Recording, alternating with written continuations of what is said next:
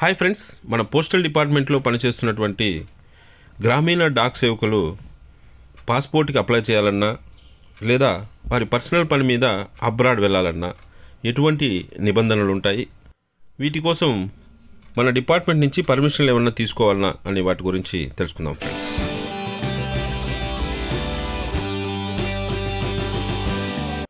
గ్రామీణ డాక్ సేవకులుగా పనిచేస్తున్నటువంటి వారి యొక్క పిల్లలు చాలామంది ఫారిన్లో సెటిల్ అయిన వాళ్ళు ఉన్నారు ఫ్రెండ్స్. అలాగే చాలామంది వారి ఉద్యోగరీత్యా ఫారిన్కి వెళ్ళడం జరుగుతుంది ఫ్రెండ్స్. అయితే వారి ఫాదర్స్ని పేరెంట్స్ని అక్కడ ఉంచుకోవాలనుకుంటే అప్పుడు పేరెంట్స్ని తీసుకెళ్తూ ఉంటారు ఫ్రెండ్స్. అయితే దానికి సంబంధించినప్పుడు వీరు గ్రామీణ డాక్ సేవకులుగా పనిచేస్తూ ఉంటారు కదా, వారు పాస్పోర్ట్ తీసుకోవాలంటే డిపార్ట్మెంట్ పర్మిషన్ ఏమన్నా కావాలన్నా లేదా నో అబ్జెక్షన్ సర్టిఫికేట్ ఏమన్నా తీసుకోవాలన్నా అని చాలామంది అడుగుతుంటారు ఫ్రెండ్స్. సో దానికి సంబంధించి మన డిపార్ట్మెంట్ నుంచి ఈ క్లారిఫికేషన్ ఇవ్వడం జరిగింది ఫ్రెండ్స్. భారతదేశంలో ఉన్నటువంటి ప్రతి భారతీయులకి పాస్పోర్ట్ తీసుకోవడం అనేటువంటిది ఒక ప్రాథమిక హక్కు ఫ్రెండ్స్. సో కాబట్టి దాన్ని ఎవరైనా కూడా పాస్పోర్ట్కి అప్లై చేసి తీసుకోవచ్చు ఫ్రెండ్స్. అయితే గ్రామీణ డాక్ సేవకుల విషయానికి వస్తే ఈ పాస్పోర్ట్ తీసుకోవడానికి డిపార్ట్మెంట్ నుంచి ఏదైనా పర్మిషన్ తీసుకోవాలా అని అడిగినప్పుడు ఎటువంటి పర్మిషను అవసరము లేదు. సో కాబట్టి గ్రామీణ డాక్ సేవకులు ఎవరైనా పాస్పోర్ట్కి అప్లై చేయాలనుకుంటే వారు పర్సనల్గా అప్లై చేసుకొని తెచ్చుకోవచ్చు ఫ్రెండ్స్. దాంట్లో ఎటువంటి అబ్జెక్షన్ లేదు ఫ్రెండ్స్ డిపార్ట్మెంట్ వైపు నుంచి. అయితే పాస్పోర్ట్ తీసుకున్న తర్వాత ఒకవేళ అబ్రాడ్ వెళ్ళాలనుకుంటే, ప్రైవేట్ పనిగా కానీ పర్సనల్ పనిగా కానీ వెళ్ళాలనుకుంటే అప్పుడు మాత్రం డిపార్ట్మెంట్ నుంచి పర్మిషన్ తీసుకొని వెళ్ళాలి అని చెప్తున్నారు ఫ్రెండ్స్. సో ఒక గ్రామీణ డాక్ సేవకు అబ్రాడ్ వెళ్ళాలనుకుంటే 30 రోజులు ముందుగా డిపార్ట్మెంట్కి ఒక అప్లికేషన్ పెట్టుకోవాలి ఫ్రెండ్స్. నేను పలాని రోజు అబ్రాడ్ వెళ్ళాలనుకుంటున్నాను, పలాని కారణం చేత, కాబట్టి నాకు పర్మిషన్ ఇవ్వండి అని ఒక అప్లికేషన్ ఉంది ఫ్రెండ్స్, కింద ఉంటుంది. అది సబ్మిట్ చేసినట్లయితే ఫస్ట్ మీ ఐపీఓ గారికి ఇవ్వాలి. మీ ఐపీఓ గారు 3 రోజుల్లో దాన్ని చెక్ చేసి మీ యొక్క డివిజనల్ ఆఫీస్కి పంపిస్తారు ఫ్రెండ్స్. సో డివిజనల్ ఆఫీస్లో గ్రూప్ బి ఆఫీసర్ అంటే మన ఎస్పీ గారు ఎవరైతే ఉంటారో, ఎస్పీ కానీ ఎస్ఎస్పీ కానీ, వారు దాన్ని చెక్ చేసి 21 రోజుల లోపల మీకు ఇంటిమేషన్ ఇస్తారు ఫ్రెండ్స్. నో అబ్జెక్షన్ సర్టిఫికేట్ అనేటువంటిది ఇస్తారు ఫ్రెండ్స్. అయితే ఈ నో అబ్జెక్షన్ సర్టిఫికేట్ ఇవ్వాలంటే మీకు కొన్ని ఎలిజిబిలిటీస్ ఉండాలి ఫ్రెండ్స్. అంటే ఈ క్రింది వాటిల్లో ఉండకూడదు ఫ్రెండ్స్. మీరు అవి ఏవంటే, ఈ జీడిఎస్ ఎవరైనా అబ్రాడ్ వెళ్ళాలనుకుంటే అతను పుట్ ఆఫ్ డ్యూటీలో ఉండకూడదు ఫ్రెండ్స్. అదేవిధంగా డిపార్ట్మెంట్ వైపు నుంచి డిసిప్లినరీ ప్రొసీడింగ్స్ ఏది కూడా పెండింగ్ ఉండకూడదు ఫ్రెండ్స్. అంటే మీకు ఒకవేళ రూల్ 10(b)లు ఇట్లాంటివి ఏదైనా ఇచ్చుంటే అలాంటి వారికి పర్మిషన్ ఇవ్వరు ఫ్రెండ్స్. ఇక అదేవిధంగా ఏదన్నా క్రిమినల్ ప్రొసీడింగ్స్, క్రిమినల్ కేసు ఏదన్నా మీ పైన ఫైల్ అయి ఉంటే ఆ క్రిమినల్ కేసు డిపార్ట్మెంటే గాన పెట్టి ఉంటే అప్పుడు మీకు అబ్రాడ్ వెళ్ళడానికి పర్మిషన్ ఇవ్వరు ఫ్రెండ్స్.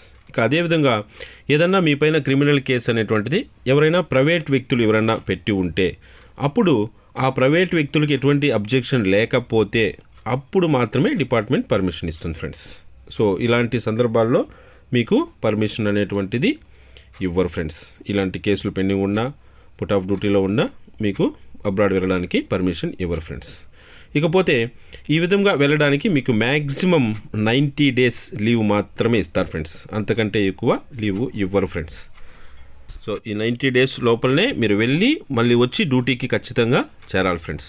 ఒకవేళ 90 డేస్ కంటే ఎక్కువగా మీరు కన్నా అక్కడే ఉండిపోతే అప్పుడు కానీ, లేదా మీరు పర్మిషన్ తీసుకోకుండా ఫారిన్కి వెళ్ళిపోయి వచ్చినా సరే, అలాంటి 2 సందర్భాల్లో కూడా మీ పైన డిసిప్లినరీ ప్రొసీడింగ్స్ తీసుకునేటువంటి అధికారం డిపార్ట్మెంట్కి ఉంటుంది ఫ్రెండ్స్. సో మనకి GDS conduct and engagement rules 2020లో ఏదైతే ఉందో దానికి అనుగుణంగా మీ పైన డిసిప్లినరీ యాక్షన్ తీసుకోవచ్చు.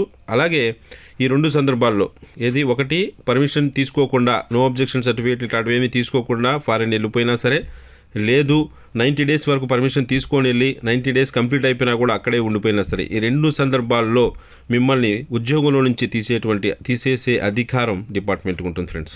అలాగే ఆ పోస్ట్ని కూడా మీకు లేకుండా చేస్తారు. ఆ పోస్ట్ని వేరే వాళ్ళ ద్వారా ఫిలప్ చేసేసే అధికారం కూడా డిపార్ట్మెంట్కి ఉంటుంది ఫ్రెండ్స్.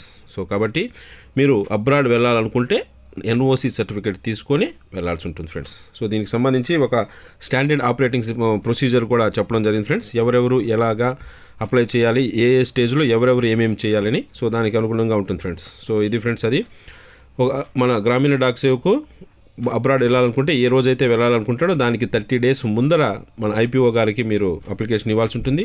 సో ఐపీఓ గారు 3 డేస్ లోపల మన డివిజనల్ ఆఫీస్కి పంపిస్తారు. డివిజనల్ ఆఫీస్ వాళ్ళు 21 రోజుల లోపల మీకు ఎన్ఓసి అనేటువంటిది ఇస్తారు ఫ్రెండ్స్. ఒకవేళ మీకు 21 రోజుల లోపల ఎటువంటి ఇన్ఫర్మేషన్ రాకపోతే అది మీకు పర్మిషన్ ఇచ్చినట్టుగా తీసుకొని మీరు వెళ్ళొచ్చు friends.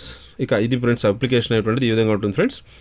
So name of the GDS, department బీపీఎంఆ, ఏబీపీఎంఆ, డాక్ సేవక్ అని రాయాలి. అలాగే office name B1, S1, H1, name of the sub division, మీ టీఆర్సీ లెవెలు, అలాగే పాస్పోర్ట్ నెంబరు, ఇవన్నిటిని కూడా రాయాల్సి ఉంటుంది ఫ్రెండ్స్ ఈ అప్లికేషన్ ఫామ్లో. ఇక ఇవి చాలా important friends. Period of travel, ఎప్పటి నుంచి ఎప్పటి వరకు ఉంటారు. తర్వాత name of foreign countries to be visited, ఏ కంట్రీకి వెళ్తున్నారు, పర్పస్ ఏంటి, పర్సనల్ పర్పసా లేదంటే ట్రావెల్ వీసానా, ఇట్లాంటివి. తర్వాత ఎస్టిమేటెడ్ ఎక్స్పెండిచర్, ఖర్చు ఎంత అవుతుంది అనే దాని గురించి కూడా చెప్పాలి ఫ్రెండ్స్. అలాగే సోర్స్ ఆఫ్ ఫండ్స్, ఈ ఖర్చుకి సంబంధించి నీకు డబ్బులు ఎక్కడి నుంచి వచ్చాయి అనేటువంటి విషయం కూడా ఇక్కడ మెన్షన్ చేయాలి ఫ్రెండ్స్. ఊరికే వెళ్ళిపోతానంటే కాదు ఫ్రెండ్స్, ఆడికి పోయేటువంటి ఖర్చుని నువ్వు ఎలా భరిస్తావు, నువ్వు ఎక్కడి నుంచి నీకు డబ్బులు వస్తుంది పోవడానికి అనేటువంటి విషయం కూడా ఇక్కడ మెన్షన్ చేయాలి ఫ్రెండ్స్. ఇక అదేవిధంగా postal corresponding address during stay in abroad, నువ్వు అబ్రాడ్లో ఉన్నప్పుడు నీతో ఏదైనా కమ్యూనికేషన్ చేయాలంటే అక్కడ అడ్రస్ అనేటువంటిది ఇక్కడ ఇప్పుడే ఇచ్చి వెళ్ళాల్సి ఉంటుంది ఫ్రెండ్స్. సో ఈ డీటెయిల్స్ అన్నీ కూడా గ్రామీణ డాక్ సేవకు ఫిలప్ చేసి మనం ఐపీఓ గారికి ఇవ్వాల్సి ఉంటుంది ఫ్రెండ్స్. ఇక అదేవిధంగా name of foreign countries visited, అంటే ఇంతకుముందే వెళ్ళి ఉండి ఈసారి సెకండ్ టైం కానీ అప్లై చేస్తుంటే ఈ డీటెయిల్స్ కూడా రాయాలి ఫ్రెండ్స్. ఆల్రెడీ వెళ్ళి ఉంటే కానీ అప్పుడు ఏ కంట్రీకి వెళ్ళావు, అక్కడ ఎన్ని రోజులు ఉన్నావు, ఎందుకు వెళ్ళావు, పర్పస్ ఏంటి, ఆ డీటెయిల్స్ కూడా ఇక్కడ రాయాల్సి ఉంటుంది ఫ్రెండ్స్. సో ఇంతేకాకుండా ఒక డిక్లరేషన్ కూడా ఇవ్వాల్సి ఉంటుంది ఫ్రెండ్స్. పైన చెప్పినటువంటి విషయాలన్నీ కూడా వాస్తవాలు, సో అవి ఏదన్నా తప్పు అని తేలితే నా పైన యాక్షన్ తీసుకునేటువంటి హక్కు మీకు ఉంటుంది అనేటువంటి డిక్లరేషన్ కూడా ఇవ్వాల్సి ఉంటుంది ఫ్రెండ్స్. ఆ విధంగా చేసి ఇక్కడ సైన్ చేసి మీ పేరు, డిజిగ్నేషను, ఆఫీస్ నేమ్ రాసి మీ యొక్క ఐపీఓ గారికి పంపించాల్సి ఉంటుంది ఫ్రెండ్స్.